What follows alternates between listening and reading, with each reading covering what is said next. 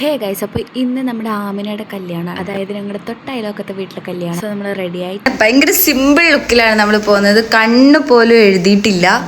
Night ആയതുകൊണ്ട് തന്നെ നമ്മൾ വലിയ ഒരുങ്ങിയിട്ടൊന്നും അല്ല കേട്ടോ. വീഡിയോ എടുക്കണം എന്നൊന്നും പ്ലാൻ ചെയ്തിട്ടുണ്ടായിരുന്നില്ല. ഫോൺ കയ്യിലുള്ളതുകൊണ്ട് തന്നെ ചുമ്മാ ക്ലിക്ക് എടുക്കും. പിന്നെ നോക്കുമ്പോൾ അതൊരു വീഡിയോക്കുള്ള കണ്ടന്റും കൂടി. അപ്പോൾ ഗൈസ്, ഇതാണ് നമ്മുടെ ബ്രൈഡ് ആമിന.